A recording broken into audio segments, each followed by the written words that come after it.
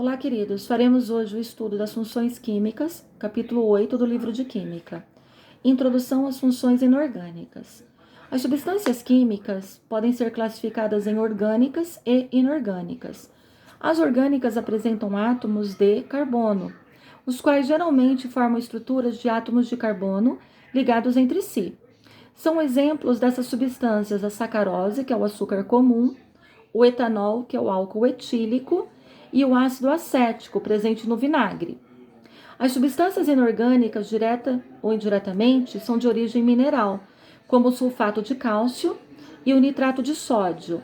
Alguma delas, portanto, contém átomos de carbono, como o dióxido de carbono e o carbonato de cálcio. Soluções eletrolíticas e soluções não eletrolíticas. Em 1884, o sueco Arrhenius propôs uma teoria, que é a teoria da dissociação iônica, para explicar a condutibilidade elétrica de algumas soluções. Essa teoria viabilizou o estabelecimento de critérios para classificar as substâncias em razão de íons presentes em suas soluções.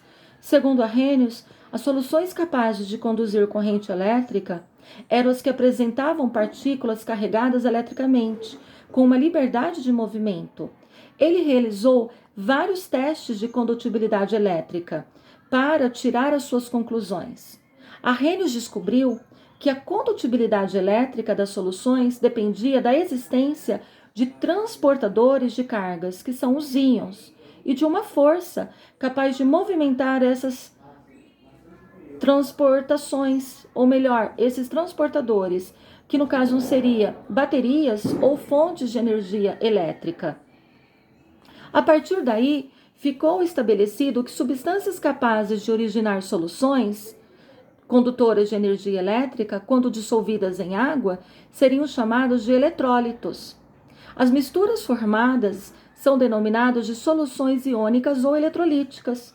Os íons livres ou solvatados, isto é, os cercados de moléculas de água, são responsáveis pela condutibilidade de soluções eletrolíticas.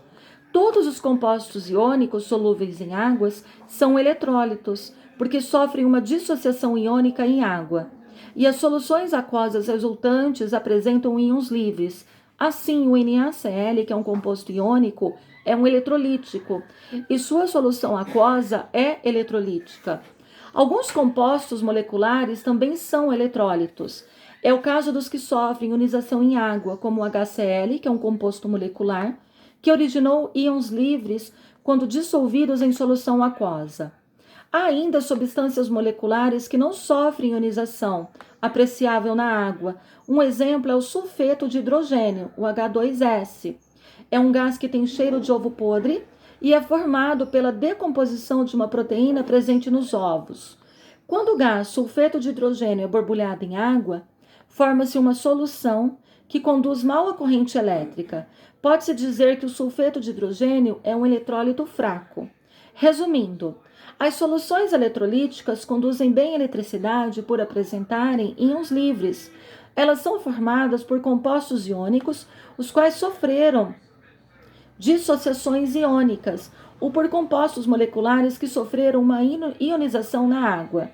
As soluções não eletrolíticas conduzem mal a eletricidade, por apresentarem íons livres numa concentração muito pequena. Queridos, os ácidos. Cada tipo de substâncias inorgânica reúne substâncias que apresentam propriedades semelhantes. Certas propriedades dos ácidos são usadas para identificá-los. Temos, portanto, os ácidos como eletrólitos, pois sofrem uma ionização em água, gerando uma solução condutora de corrente elétrica. E temos aqueles que reagem com carbonatos e bicarbonatos, produzindo gás carbônico. E aqueles que atuam sobre a cor de indicadores ácido-base, substâncias que assumem cores diferentes dependendo da acidez ou da basicidade da solução. Uma solução alcoólica de fenolftaleína, por exemplo, que contém fenolftaleína dissolvida em etanol, é incolor em meio ácido e em meio neutro ou em meio levemente básico e adquire uma coloração rosa se um meio for fortemente básico. E uma tira de papel poroso é impregnado como um indicador chamado tornassol, e ele adquire então uma cor vermelha quando imerso em uma solução ácida e fica azul após o contato com uma solução de caráter básico. Nós temos o ácido sulfúrico, que é o H2SO4, é o nome comercial da solução aquosa do sulfato de hidrogênio, que contém cerca de 97% da massa dessa substância, ou seja, praticamente ele é uma substância pura. E ele é um líquido incolor, muito viscoso, corrosivo e denso, que se funde a 10,3 graus Celsius e entra em ebulição a praticamente 337 graus Celsius. Ele é um agente desidratante poderoso, pois provoca sérias queimaduras quando em contato com a pele e ele carboniza alguns compostos orgânicos, como os açúcares e a celulose. O ácido sulfúrico é infinitamente solúvel em água. Essa dissolução é um processo que libera muito calor e ele é exotérmico. Portanto, deve ocorrer como resultado de uma adição lenta do ácido sobre a água. Jamais se deve jogar água sobre o ácido sulfúrico concentrado. Esse ácido é usado em vários processos industriais, como, por exemplo, na fabricação do papel e de corantes, na fabricação de inseticidas, de fertilizantes, de explosivos e outros ácidos. As baterias de automóveis contêm soluções aquosas de ácido sulfúrico. Ácido nítrico, HNO3. O ácido nítrico comercial é uma solução aquosa que contém cerca de 70% em massa de nitrato de hidrogênio. Seus vapores são extremamente tóxicos. Essa substância produz queimaduras e manchas em contato com a pele. Ele é um líquido incolor, muito corrosivo, que entra em ebulição a 83 graus Celsius. O ácido nítrico é usado na fabricação de corantes, pesticidas, fertilizantes explosivos, TNT, e nitroglicerina e fibras sintéticas, como nylon, seda artificial. Ácido clorídrico, o HCl. Trata-se de uma solução aquosa contendo cerca de 37% da massa do gás cloreto de hidrogênio. Esse gás, quando puro, é incolor, muito tóxico e corrosivo. Essa substância em solução aquosa é muito usado na limpeza e galvanização de metais, no curtimento de couros e na obtenção de vários produtos. O ácido muriático é uma solução aquosa que contém ácido clorídrico. Ele é comercializado para a limpeza de pisos, de azulejos e superfícies metálicas. O ácido fosfórico, H3PO4. Ele é chamado de ácido ortofosfórico. Por quê? Eles são nomes usuais de ortofosfato de hidrogênio, mais conhecido como fosfato de hidrogênio. Essa substância é incolor e líquida. É solúvel em água em qualquer proporção.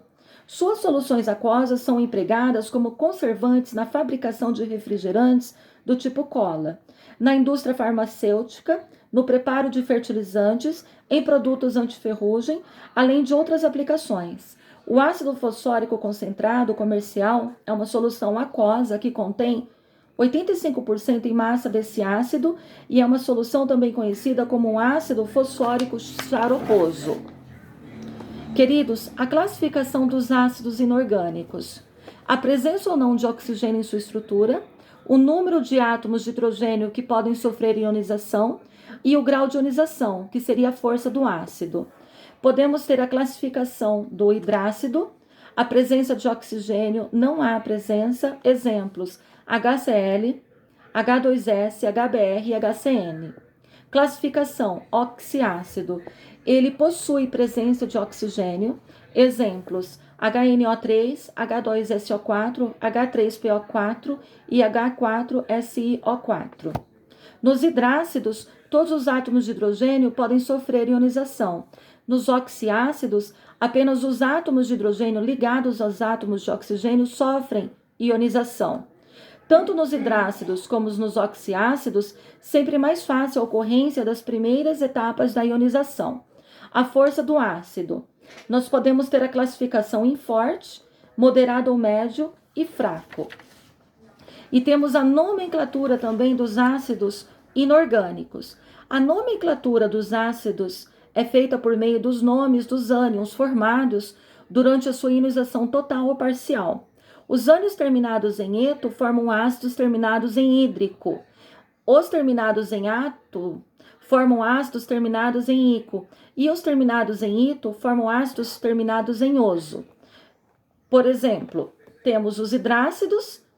Para uma análise melhor, percebemos que todos os ânions não oxigenados, com exceção do tiocianato, apresentam sufixo eto. Isso significa que todo hidrácido tem um nome terminado em hídrico. Por exemplo, a fórmula HCl, o nome ácido clorídrico. A fórmula HBr, o nome ácido bromídrico. A fórmula H2S, o nome ácido sulfídrico. Por exemplo, a fórmula HCN, nome ácido cianídrico. Os oxiácidos. Todos os ânions oxigenados apresentam sufixo ato ou ito. E, portanto, o sufixo dos ácidos correspondentes é ico ou oso. Portanto, a fórmula HNO3, o nome do ânion. Nitrato, nome do ácido, nítrico. A fórmula H2SO4, nome do ânion. Sulfato, nome do ácido, sulfúrico. A fórmula HClO3, nome do ânion. Clorato, nome do ácido, clórico. A fórmula HNO2, o nome do ânion, nítrico, nitrito. E o nome do ácido seria nitroso. O H2SO3, o nome do ânion, sulfito. O nome do ácido seria o sulfuroso. A fórmula HClO2, nome do ânion, clorito. Nome do ácido, cloroso. Então, queridos, percebam que nós temos uma nomenclatura dos ácidos inorgânicos. Portanto, base ou hidróxidos. O leite de magnésio e a soda cáustica são exemplos de produtos que contêm substâncias com propriedades químicas que caracterizam uma outra importante função inorgânica, que seriam as bases. As bases formam soluções eletrolíticas quando dissolvidas em água. Bases fortes são eletrólitos fortes, elevado a um grau de dissociação. As bases fracas, por terem baixa solubilidade em água ou em baixo grau de ionização, apresentam também uma baixa condutibilidade elétrica. Algumas bases, como os hidróxidos de alcalinos, são ótimos eletrólitos quando fundidos. A fusão provoca a liberação de íons, porque o retículo cristalino se desfaz, e os íons livres tornam o meio um condutor de corrente elétrica. As bases reagem com ácidos por meio de reações de neutralização. Ácidos neutralizados por bases e vice-versa, pois os íons hidrogênio, H+, aquoso presente nas soluções ácidas, reagem com os íons OH-, aquoso, da solução básica. Atuam também sobre a cor dos indicadores ácido-base. O extrato de repolho roxo, por exemplo, quando em contato com uma solução alcalina, sofre alteração em sua cor. Ele passa da coloração roxa para azul ou verde, dependendo da concentração dos íons hidroxilas presentes na solução. Nós temos como principais bases em suas aplicações. Nós temos o hidróxido de sódio, que é o NaOH. O hidróxido de sódio é um sólido branco, bastante solúvel em água, comercializado como soda cáustica. É muito utilizado, por exemplo, em uma das etapas do processo de fabricação de papel, de tecidos e produtos de uso doméstico. Ele reage com óleos e gorduras e matérias-primas na fabricação de sabões. Também é usado para desentupir pias. Trata-se de uma substância altamente corrosiva para todos os tecidos animais e, em contato com a pele, provoca queimaduras severas. O hidróxido de sódio é obtido industrialmente por eletrólise de uma solução aquosa, de cloreto de sódio, que é a salmoura. Temos também o hidróxido de cálcio, o CaOH2. Esse hidróxido é usado na produção de argamassas e tintas para a construção civil, na correção de acidez de solos, no tratamento de água, em tratamentos odontológicos. O hidróxido de cálcio é um sólido branco pouco solúvel em água. Ele é chamado de cal hidratada, cal extinta ou cal apagada. E quando misturado à água, posteriormente filtrado, obtém-se uma solução aquosa chamada água de cal.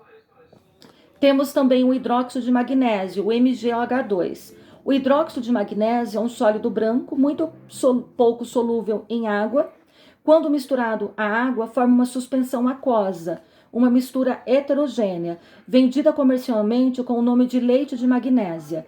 É um medicamento indicado para diminuir a acidez estomacal. Se ingerida em grande quantidade, tem efeito laxante. A amônia, NH3. A amônia, também chamada de amoníaco, é um gás incolor, tem cheiro forte e irritante. É utilizada na fabricação de ácido nítrico, que é o HNO3, na produção de fertilizantes, em amaciantes de roupas, em tintas e alisantes para cabelos e em desinfetantes. Ela é também usada em sistema de refrigeração.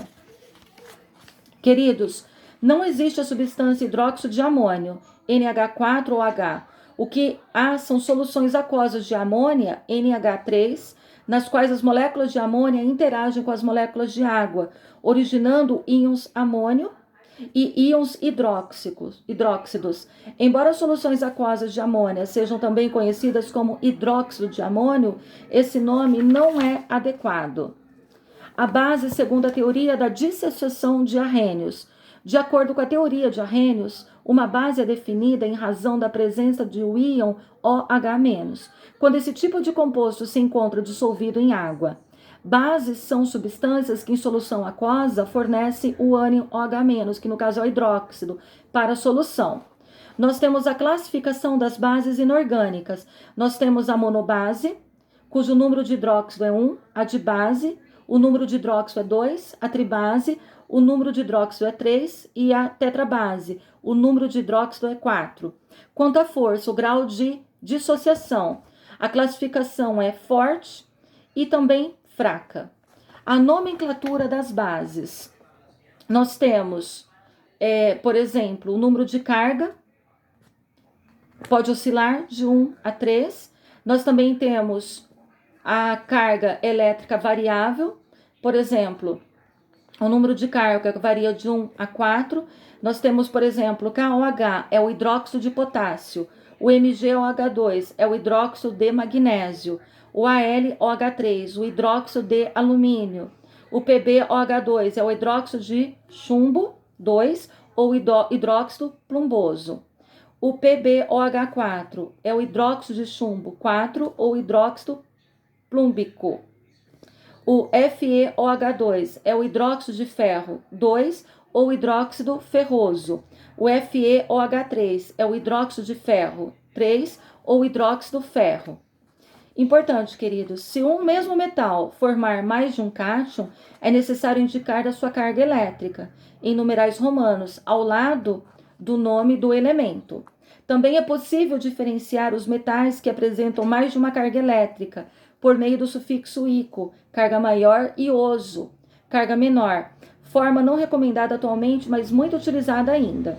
No caso do íon NH4, o nome hidróxido de amônio, inadequado, porém, mas o mais usado, é empregado apenas para soluções aquosas de amônia, pois não existe a substância NH4OH. O nome da substância que origina íons NH4 e OH- em água é a amônia. Nós temos uma escala para medir o caráter ácido e básico, que é o pH. As soluções ácidas apresentam diferentes níveis de acidez, assim como as soluções básicas apresentam diferentes níveis de alcalinidade. Para medir esses níveis, utiliza-se uma escala de pH, que costuma ser usada entre os valores de 0 e 14, a uma temperatura de 25 graus Celsius. Então, nós temos a solução pH, ácida é menor que 7, neutra é igual a 7 e básica é maior que 7. Embora existam aparelhos que meçam o pH com precisão, chamadas pHômetros, é muito comum o uso de indicadores ácido-básico adicionados em pequenas quantidades à solução analisadas, assumindo cores distintas e diferentes faixas de pH. Os indicadores mais usados em laboratórios são a fenolftaleína, azul de bromotimol, alaranjado de metila, papel de tornassol azul, papel de tornassol vermelho e papel indicador universal.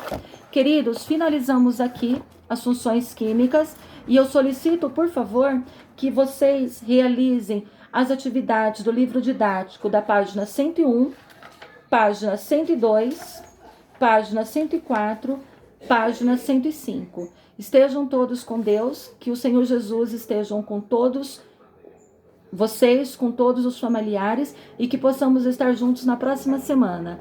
Agradeço a presença e a participação. Um beijo.